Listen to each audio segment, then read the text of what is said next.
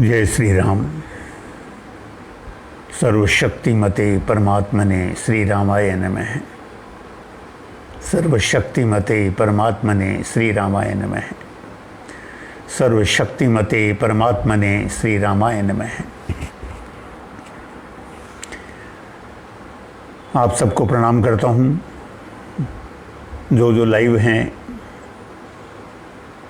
राम प्रभु से मेरी प्रार्थना है उन सब पे कृपा करें, उन्हें आशीर्वाद दें और आप सभी मेरा प्रणाम स्वीकार करें।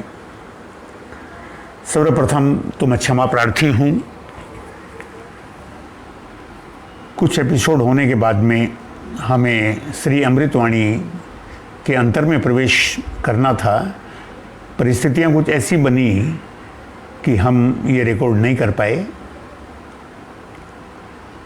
इसके लिए कुछ परिस्थितियाँ असामान्य हो गई थी और कुछ, मैं तो ये कहता हूँ कि सब कुछ मेरी ही गलती है। और इसके अलावा भी एक बात और है कि राम जी की जब इच्छा होती है तो अपना काम करवा लेते हैं। कोई है सोई जो राम रसी राखा, इसमें तर्क करने से कोई फ़ायदा नहीं। सर्वप्रथम सद्गुरु सत्यानंद जी महाराज के चरणों में मैं कोटि कोटि वंदन करता हूँ। उन्हीं की कृपा, उन्हीं के प्रसाद, उन्हीं के आशीर्वाद से हमें अमृतवाणी मिली है। जीवन में अमृत है और उस अमृत को पान करने का जो साधन है वो भी बड़ा सरल हम सबको उपलब्ध कराया है स्वामी जी महाराज ने। मैं उनको प्रणाम करता हूँ, उनके चरणों में वंदन करता हूँ। इसके अलावा अन्य जितने भी गुरु हैं, जिन ने भी राम नाम के प्रचार में, अमृतवाणी के प्रचार में लोगों को जागृत किया है, भक्ति का संदेश दिया है, मैं उन सब लोगों को बहुत बहुत प्रणाम करता हूँ, उनके चरणों में वंदन करता हूँ।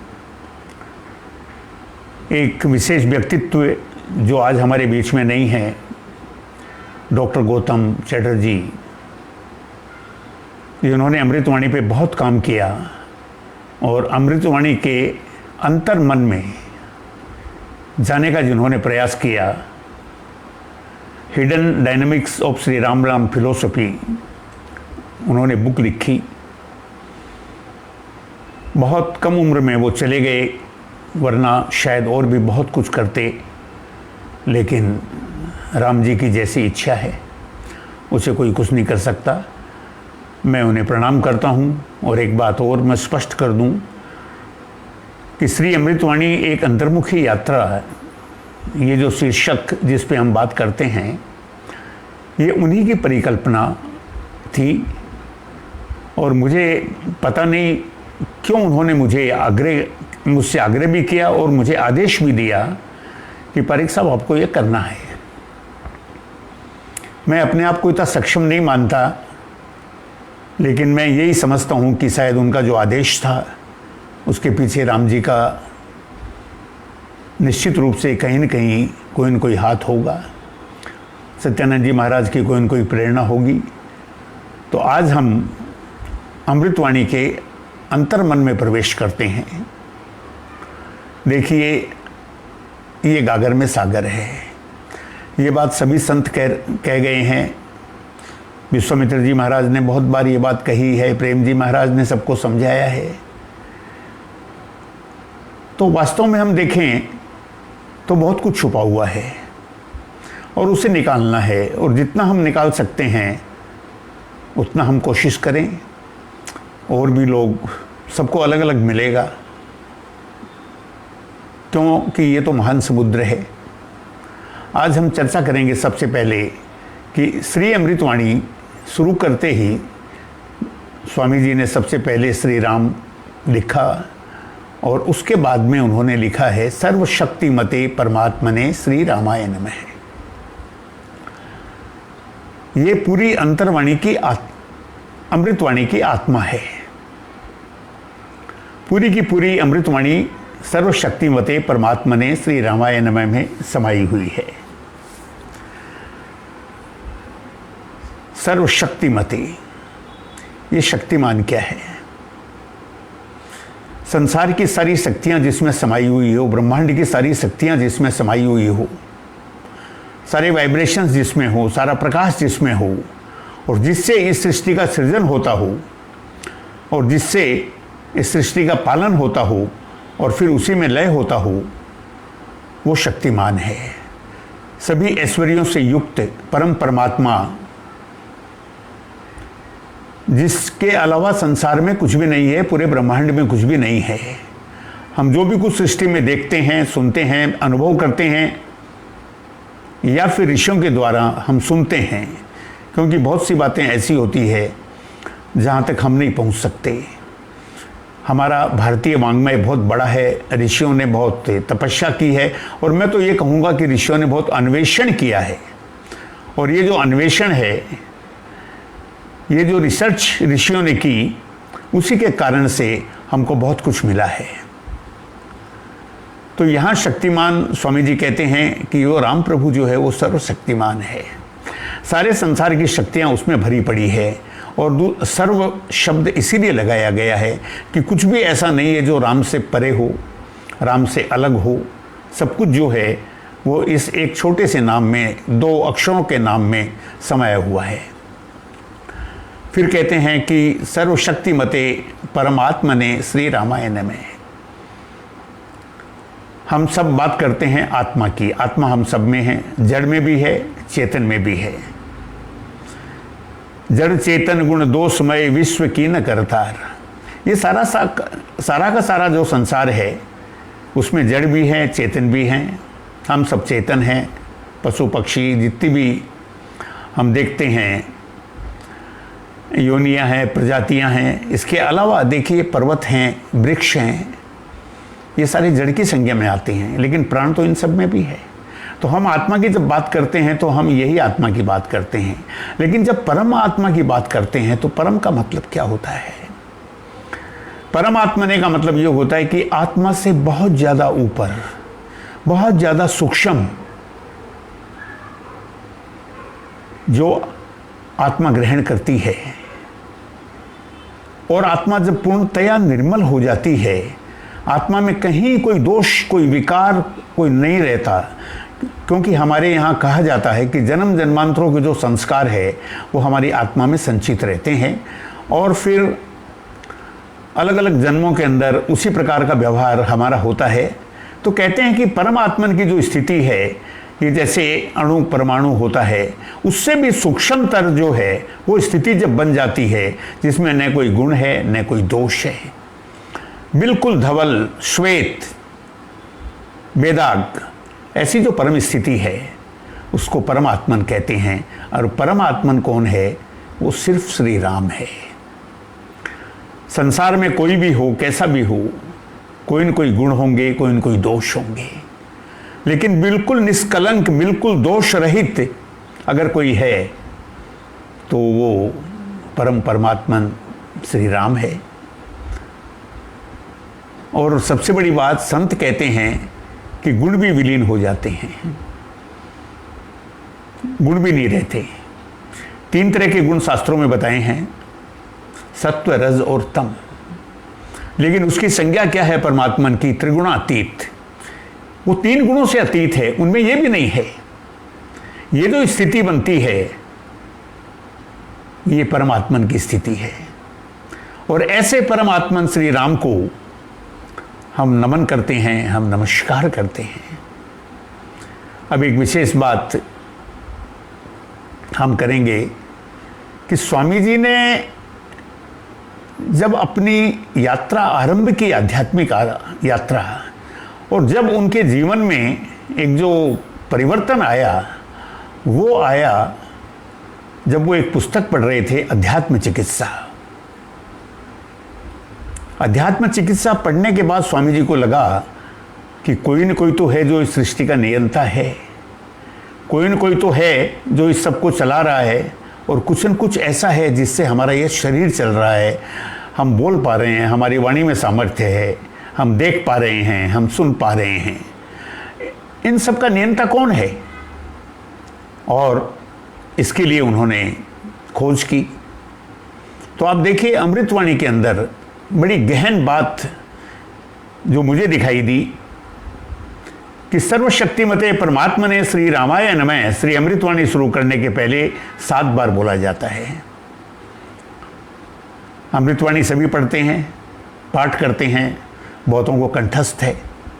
7 बार अमृत सर्वशक्तिमते बोलते भी हैं शुरू में और फिर अंत में भी बोलते हैं, क्लोज कर देते हैं, संपुट लगाते हैं हम इसका। ये 7 बार क्यों बोली जाती है? स्वामी जी 3 बार भी बोल सकते थे, 1 बार भी बोल सकते थे, 11 बार भी बोल सकते थे, लेकिन क्या उद्देश्य क्या था उनका?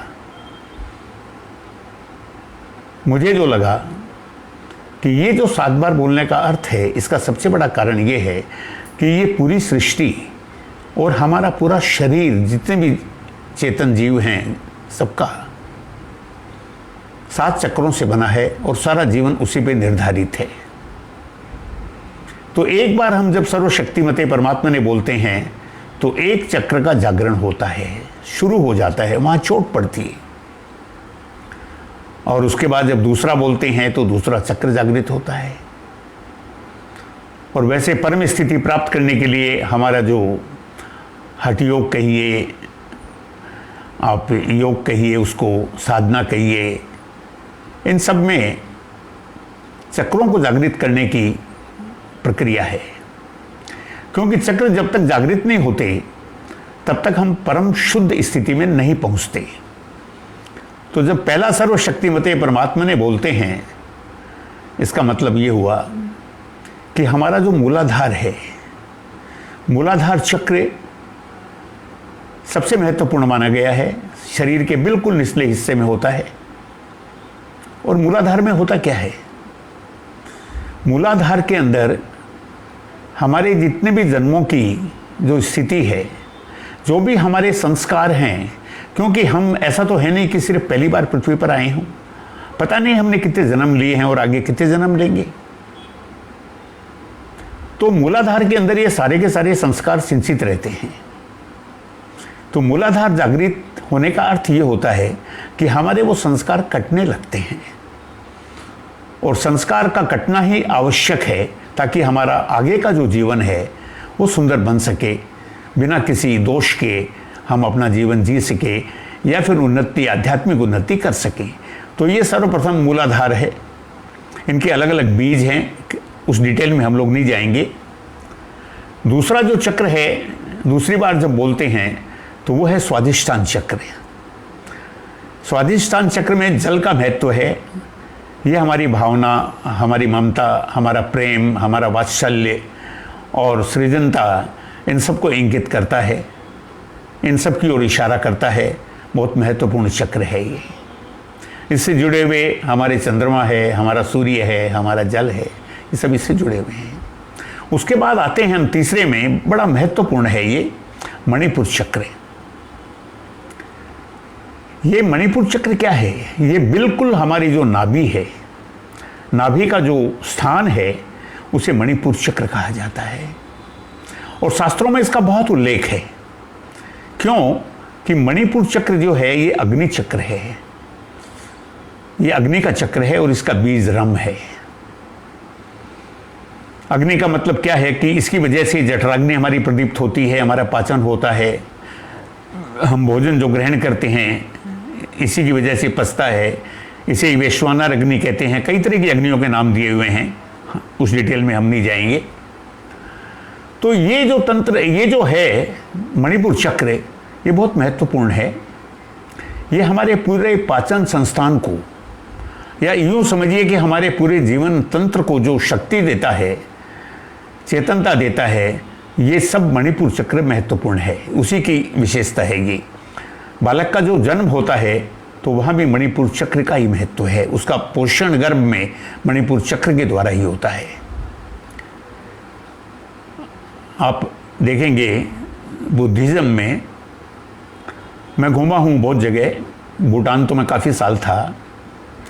बुद्धिस्ट क्या करते हैं, उनका सारा का सारा ध्यान, उनकी सारी की सारी साधना सिर्फ एक मंत्र पे टिकी हुई है, और वो मंत्र है ओम मणि पद्मे हूँ।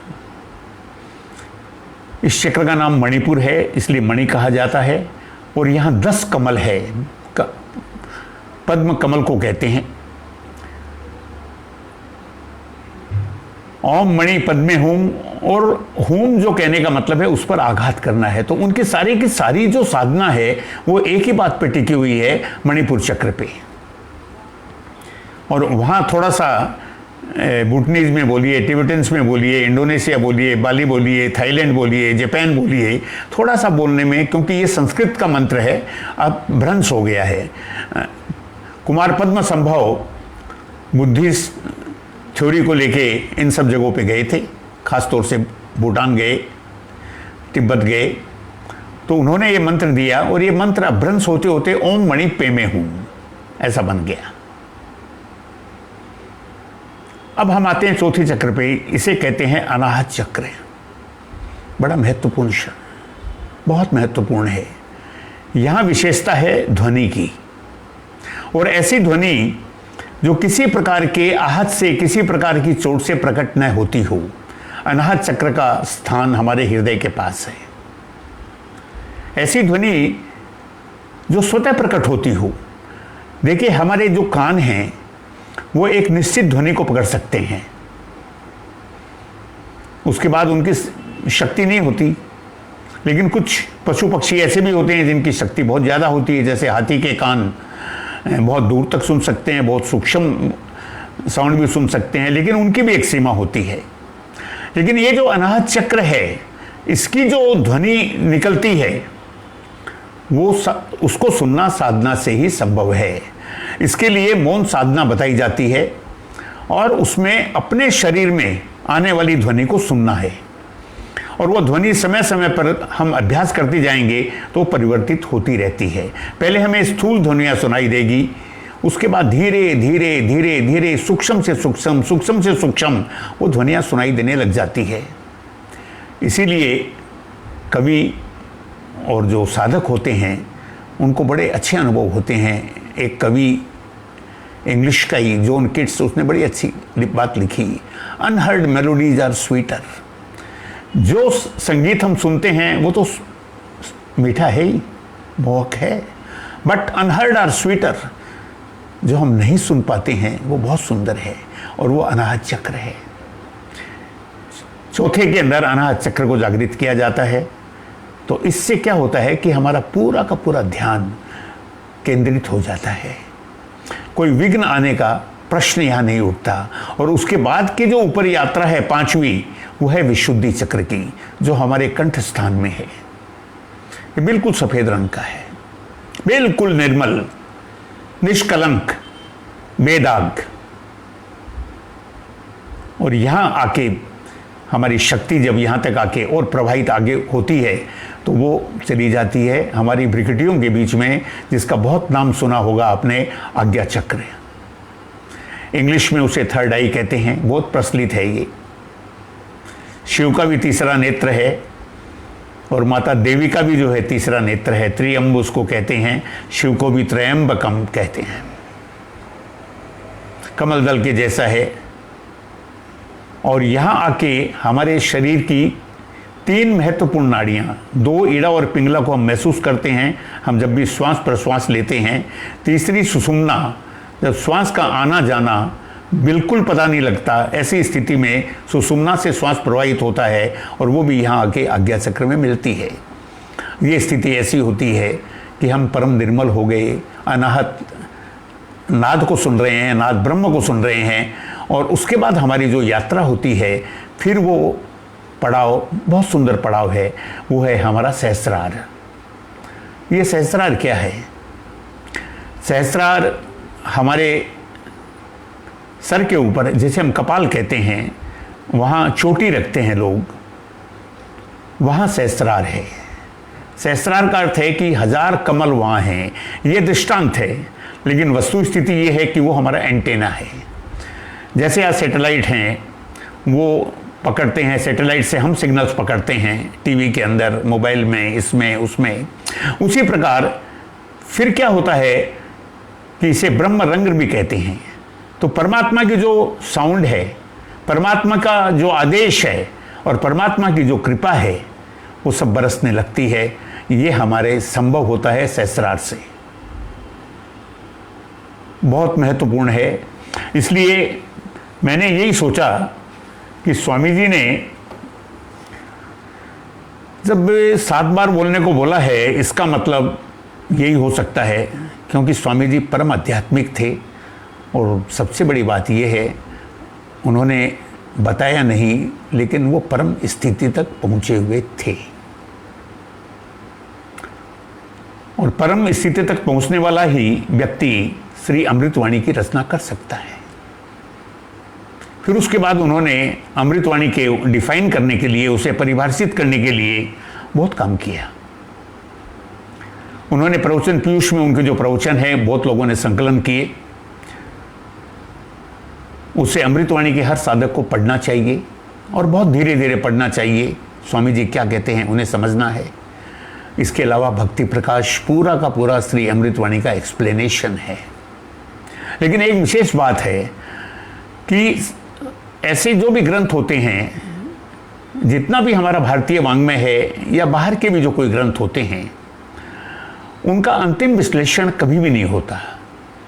हम कभी भी ये नहीं कह सकते दिस इज द लास्ट। ये साधक अपने चिंतन से, अपने मनन से, अपनी श्रद्धा से और अपने प्रयास से नए नए आयाम ढूंढता रहता है। जैसे वैज्ञानिक ढूंढते रहते हैं। पहले अणु को ढूंढा, फिर पता लगा परमाणु भी है, और उसके बाद पता लगा अरे परमाणु से आगे तो और भी है, इलेक्ट्रॉन्स है, प्रोटॉन्स है, न्यूट्रॉन्स है, और उसके भी आगे है। लेकिन उसके आगे के लिए कोई शब्द नहीं है, और ऋषियों ने यही काम किया। तो स्वामी जी ने जो अमृतवाणी लिखी है, हम उसके अंतर में प्रवेश आज कर गए हैं। हम कोशिश करेंगे कि जितना पा सकें उतना पाएं।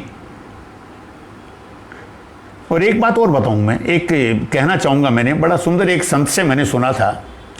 क्या होता है, 3 बातें होती है। पहली बात तो ये होता है कि हम सत्संग में किसी के कहने पे जाते हैं या फिर हम कहीं सुनते हैं, तो हमारा मन में होता है कि चलो हम सत्संग में जाएं। तो एक तो सत्संग में सुन के ठीक है भाई, अच्छा लगा हमें, और एक सत्संग में जाने के लिए उद्यत हो जाना कि हमको तो जाना है। ये क्रिया शक्ति है। और क्रिया शक्ति में क्या होता है, हम सत्संग में जाते हैं, हमको अमृतवाणी की किताब मिलती है, और हम जो पढ़ने वाले हैं उनके साथ हम पढ़ते रहते हैं। उसके बाद कुछ आगे बढ़े तो ऐसे साधक होते हैं जिनको ये कंठस्थ हो जाती है। ये स्थिति प्राय लोगों की होती है, कंठस्थ हो जाती है अमृतवाणी करते करते। लेकिन उसके बाद में जो तीसरी स्थिति है, वो साधक क्या करता है, उसके अर्थ ढूंढने की कोशिश करता है, उसके अंदर जाने का प्रयास करता है, अंतर्मुखी यात्रा का आरंभ होता है। और स्वामी जी तो कहते हैं ना, अमृत मनन राम का जाप, यानी ये मनन जो है ये अमृत मनन है। राम का जाप हम कर रहे हैं और अमृतवाणी के, श्री अमृतवाणी के अंतस्थल में हम जा रहे हैं और ढूंढ रहे हैं कि स्वामी जी क्या कहना चाहते थे या और क्या है इसमें, और मिलेगा। कोई अंत नहीं है, मिलते ही चले जाएंगे मोती। हमको भरा पड़ा है, ये समुद्र रत्नों से भरा पड़ा है। तो ये जो है, हम वही कोशिश कर रहे हैं कि अमृतवाणी की अंतर्मुखी यात्रा में हम जितना ढूंढ सकें उतना ढूंढें। अब हम बात करेंगे श्री राम कृपा अवतरण। अवतरण क्या होता है? अवतरण शब्द अवतार से बना है। अवतार का अर्थ यह होता है कि कोई भी उच्च स्थान से नीचे आना, नीचे उतरना, वो अवतार है। हम बात करते हैं 10 अवतार की। परमात्मा नीचे आए ना उतर के, धरती की माया के वश में होके वो नीचे उतरे, अपना काम किया, चले गए। ये अवतार है। तो यहां स्वामी जी उन 10 अवतारों की बात नहीं कर रहे हैं। यहां स्वामी जी कह रहे हैं कि अवतरण है, लेकिन राम कृपा का अवतरण है। राम तो आए, कुछ समय रहे, मर्यादा स्थापित की, उसके बाद चले गए। फिर लेकिन वह राम कृपा का जो अवतरण होता है वो तो अक्षुण होता है, हमेशा रहता है, और कृपा सर्वत्र व्याप्त है। तो स्वामी जी कहते हैं कि परम कृपा स्वरूप है परम प्रभु श्री राम। परम कृपा स्वरूप है परम प्रभु श्री राम, जन पावन परमात्मा परम पुरुष सुखधाम। सुखदा है शुभा कृपा, शक्ति शांति स्वरूप, है ज्ञान आनंदमयी, राम कृपा अनूप। वो कहते हैं अनूप है, ये आश्चर्यजनक है, इसकी किसी से तुलना नहीं की जा सकती। तो राम का यहां कहते हैं कि परम कृपा स्वरूप है। अब परम का मतलब क्या हुआ? अति विशिष्ट, उच्च कोटि का, अति उच्च, सबसे निराला, अनंत, असीम, उसे परम कहते हैं। और वो कृपा प्राप्त होने के बाद में सोचने समझने की सारी शक्ति समाप्त हो जाती है, सब कुछ राममय हो जाता है, हम खो जाते हैं। और क्या होता है कि हमारे मन की सारी इच्छाएं, हमारे मन की सारी कल्पनाएं, बुद्धि और उसका तर्क वितर्क सब समाप्त हो जाते हैं, विवेक का जागरण हो जाता है, श्रद्धा और भक्ति प्रस्फुटित होना शुरू हो जाती है। और ऐसे में जो स्थिति हमें मिलती है उसमें हमारा अस्तित्व तो समाप्त हो जाता है, और जो बचता है वो निर्विकार, निर्विचार तथा निराकार, ये स्थिति बनती है।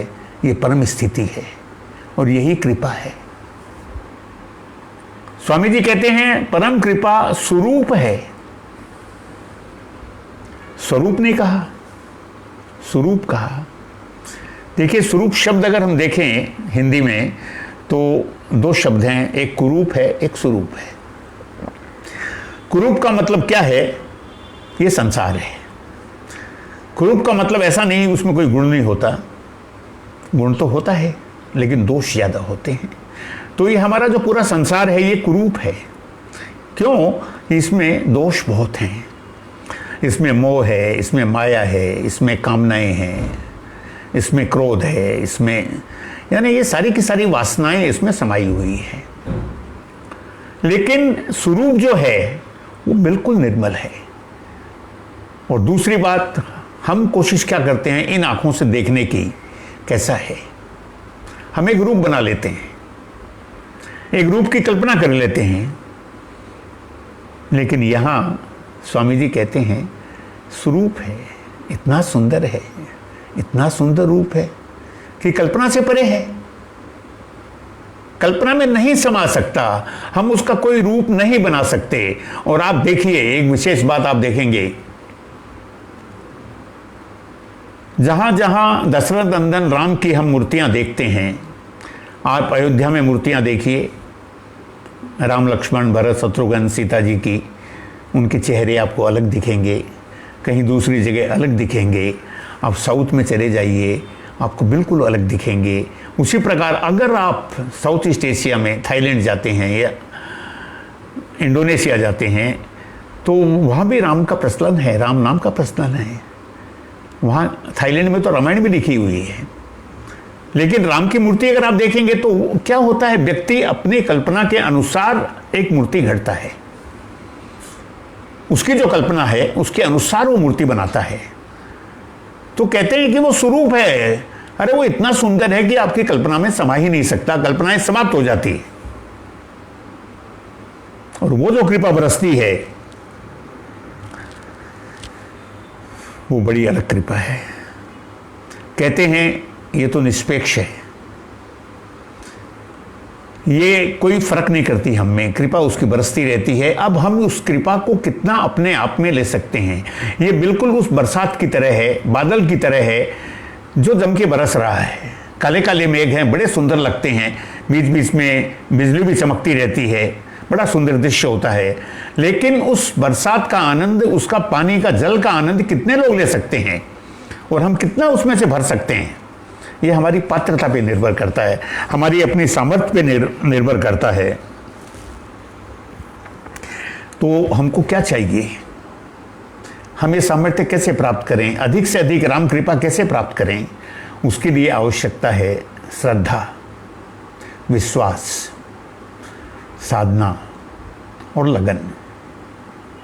अगर हम में लगन हो, हम साधना करते हों और पूर्ण श्रद्धा और विश्वास से, तो राम कृपा अवश्य प्राप्त होगी, बरसेगी हम पे। स्वामी जी पे बरसी ना डलहौजी में। स्वामी जी ने सब कुछ छोड़ दिया, सारा संसार छोड़ दिया, जंगल में चले गए। उस जमाने की डलहौजी क्या होगी? मुझे राम को पाना है, राम कृपा को पाना है, और राम कृपा अवतरण हुआ, स्वामी जी को मिला। अब स्वामी जी ने उसको जिस रूप में देखा, वो कोई मानवीय रूप नहीं था, अद्वितीय था, अलौकिक था, इसलिए उन्होंने लिख दिया स्वरूप। तो ये राम कृपा के बिना संभव नहीं है। अब होता क्या है कि ईश्वर ये चाहता है कि हम उसके पास से आए हैं, और ईश्वर तो बिल्कुल निर्मल है। तो ईश्वर ये चाहता है कि हम उसके पास से आ गए। माया के संयोग से, प्रकृति के संयोग से हमें परिवर्तन आ गया, लेकिन उनको कृपा इतनी अच्छी है, इतनी सुंदर है कि वो ये चाहता है कि मेरा जीव कहीं भी, कैसे भी स्थिति के अंदर कैसा भी बन गया हो, लेकिन उसे मुझ तक वापस आना है। वो हमेशा प्रतीक्षा करता रहता है और साधन बनाते रहता है। ये राम की विशेषता है, ये राम कृपा की विशेषता है। आप इसको महसूस भी करते होंगे। आदमी कोई कितना भी गलत काम करे, कुछ ऐसे भी लोग मिलते होंगे जो कहेंगे चलो सत्संग में चलो, चलो कथा में चलो, चलो श्री अमृतवाणी का पाठ करने चलो। आप आज नहीं जाओगे, कल नहीं जाओगे, 10 दिन के बाद में हो सकता है आप चले जाओ। आप ये मान के चलो कि ये जो आग्रह है वो व्यक्ति आपसे नहीं कर रहा है। आज हम भी अमृतवाणी करते हैं, हम पता नहीं कितने लोगों को आग्रह करते हैं, 100 लोगों को आग्रह करते हैं, 10 लोग आते हैं। हम ये मान के चलते हैं कि हमारा काम आग्रह करना है, क्योंकि राम जी ने हमको, आपको, सबको ये बताया है कि आप सत्संग के लिए दूसरों को प्रेरित करो। और अगर वो व्यक्ति नहीं आता है तो आप कुछ नहीं कर सकते, लेकिन आप राम कृपा जो है, उनका जो आदेश है उसका आप पालन कर रहे हो, और कभी न कभी आपका आग्रह भी फलीभूत होगा, राम कृपा भी होगी, और वो व्यक्ति निश्चित रूप से कभी न कभी आएगा, उसका उद्धार भी होगा। ये बिल्कुल ऐसा ही है जैसे नदियाँ पता नहीं कहाँ कहाँ से निकलती है, हिमालय से निकलती है, अमेरिका वगैरह में अमेजोन जैसी है, नील नदी है, मतलब दुनिया भर की नदियाँ हैं। वो नदियाँ निकलती है और उसके बाद जब चलती है तो छोटे छोटे नाले भी मिलते हैं, छोटी छोटी नदियाँ भी मिलती है, सबको अपने आप में समाहित कर लेती है, और समाहित करके अंत में क्या होता है, अपने गंतव्य तक, अपनी मंजिल तक, अपने लक्ष्य तक पहुंच जाती है। और वो लक्ष्य क्या है? सागर। यानी वो जहां से आई है, सागर के जो भाप थी, वाष्प थी, उससे बन के वृष्टि हुई, उससे वो नदियां बनी, वहां उसी से बर्फ बनी, उसी बर्फ के पिघलने से वो नदियां आई, और आने के बाद में कहाँ मिली? वापस सागर में मिल गई। तो राम जी कहते हैं कि जो मेरा है, आप जो हो ईश्वर अंश जीव अविनाशी, चेतन अमल सहज सुख राशि, आप ऐसे ही हो, आप दिव्य हो। अपने आप को कभी कमजोर मत गिनो, अपने आप को असहाय मत समझो, और ये मत समझो कि मैं बुरा हूं। जिस दिन ये भावना आ गई कि मैं बुरा हूं, उस दिन से आप अच्छे होने शुरू हो गए। इसका मतलब ये है कि राम कृपा आप पे बरसनी शुरू हो गई। तो कहते हैं कि जन पावन परमात्मा परम पुरुष सुख धाम। इसीलिए कहा है कि ये जो कृपा है, ये जन हम सबको जो है पावन करती है, हम सबको पवित्र करती है, हमारे दोषों का हरण कर लेती है। हम दोष हैं हमारे में सारे, और उनका सब हरण कर लेती है। और अमृतवाणी में जगह जगह बताया है, मिथ्या मन कल्पति मत जाल, मिथ्या है मोह कुमुद बेताल, मिथ्या मन मुखिया मनोराज, सच्चा है राम नाम जप काज। स्वामी जी कहते हैं ना, मिथ्या है वाद विवाद विरोध। ये सब क्या है? ये सारे दोष जो हैं, इनमें सब नहीं हो, एक हो सकता है, कुछ न कुछ कमियां हम में रहती है। तो कहते हैं जन पावन परमात्मा, ये जो कृपा बरसती है तो हमें पवित्र करती है। और वो क्या है? परम पुरुष है, परम पुरुष सुखधाम। हमको उसमें मिलना है। उसमें मिलने के बाद में वहां क्या है? सुख ही सुख है। और वो परम पुरुष क्यों है? परम पुरुष का अर्थ ये नहीं है कि वो सिर्फ नर है, नहीं। हमारे संस्कृत वाङ्मय में और खास तौर से अध्यात्म के अंदर पुरुष शब्द का जहां भी प्रयोग हुआ है परम पुरुष का किसी शब्द के साथ, तो उसका अर्थ यह है कि संसार की जो पूरी सृष्टि है उसमें जो आपके नर है या नारी है, नर मादा जो भी हो, नेगेटिव पॉजिटिव, इसको उस ढंग से भी कह सकते हैं, लेकिन ये वर्ड इतना मुझे सूट नहीं करता। तो कहने का मतलब है उसके लिए पुरुष कहा गया है और उसे परम पुरुष कहा गया है। अति विशिष्ट, अति उच्च, निर्विकार, निराकार, निष्कलंक, निष्पेक्ष, वो श्री राम है। जन पावन परमात्मा परम पुरुष सुखधाम। और उसके बाद सुखदा है शुभा कृपा, शक्ति शांति स्वरूप। अब होता क्या है? हर व्यक्ति सुख की तलाश में है, आनंद की तलाश में है। लेकिन क्या होता है, हम किसी वस्तु को पाना चाहते हैं और वो वस्तु जब हमें मिल जाती है तो हमें सुख मिलता है, लेकिन वो सुख कितनी देर का होता है? स्थायी नहीं होता, थोड़े से समय के लिए होता है। कुछ समय के बाद वो सुख हमारे लिए बेकार हो जाता है, हम उसमें सुख फील नहीं करते। तो कहते हैं लेकिन ये जो है शुभता है, ये शुभ है, सुखदा है शुभा कृपा, ये ऐसी कृपा है जो आपको जो आनंद मिलता है वो आनंद में आप हमेशा उस स्थिति में रह सकते हैं। और अष्टांग योग में इस स्थिति को समाधि कहा है। समाधि का मतलब क्या है? हम देखते हैं योगी लोग बैठे रहते हैं, ऐसा भी सुनते हैं कि साहब हजारों साल से लोग बैठे हैं, किसी किसी का सुनते हैं 20 साल से बैठा है, 50 साल से बैठा है। हिमालय के बारे में बहुत कुछ सुनते हैं। क्या है? क्या मिलता है उनको वहां? संसार तो है ही नहीं, उनके पास भोग विलास के कोई साधन नहीं है, लेकिन अक्षुण आनंद है।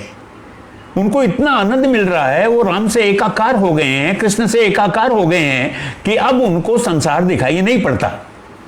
तो वो है सुखदा है शुभा कृपा और शक्ति शांति स्वरूप। और शक्ति का अर्थ यहां क्या है कि फिर हम इतने शक्तिमान हो जाते हैं कि कोई भी छोटी मोटी चीज हमको विचलित नहीं कर सकती, और कैसे भी परेशानी आए हम विचलित नहीं होते।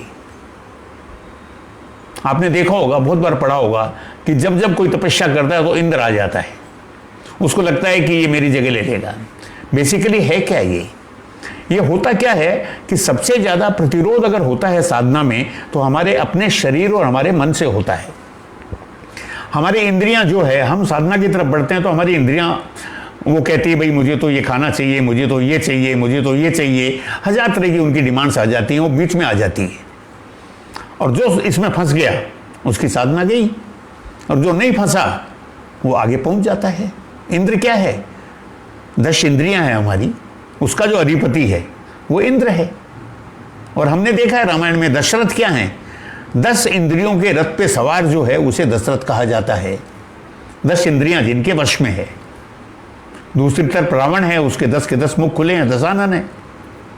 तो इसलिए कहते हैं कि सुखदा है शुभा कृपा शक्ति शांति स्वरूप। और फिर जो परम शांति की उपलब्धि होती है उसका वर्णन नहीं किया जा सकता, वो वर्णातीत है।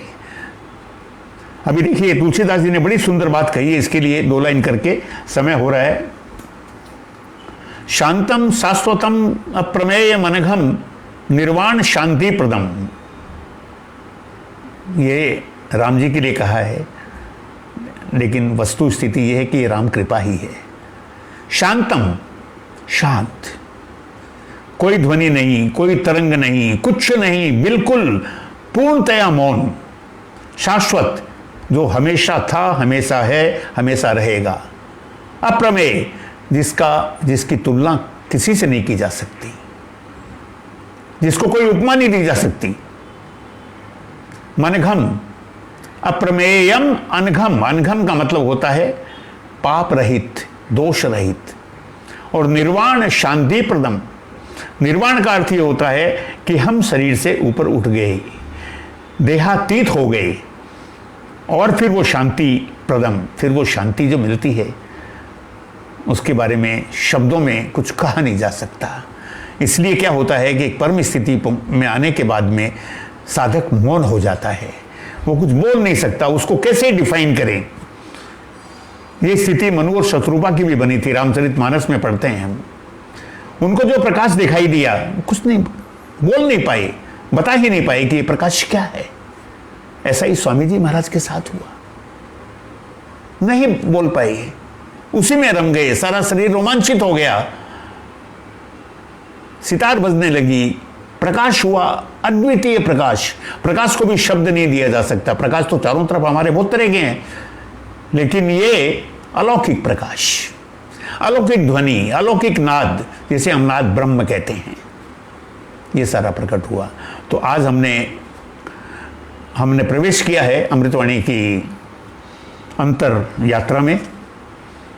अब हम जल्दी से जल्दी बाकी जो है अगली बार इसको कोशिश करेंगे कि पूरी राम कृपा अवतरण को एक ही सेशन में ले लें। आज थोड़ा सा लंबा हुआ है, इसके लिए मैं आप सबसे क्षमा चाहता हूँ, और कहीं बोलने में मेरी कहीं गलती हो, कोई चूक हो, तो मुझे आप लोग सब क्षमा कर दीजिएगा। जय श्री राम, जय श्री राम।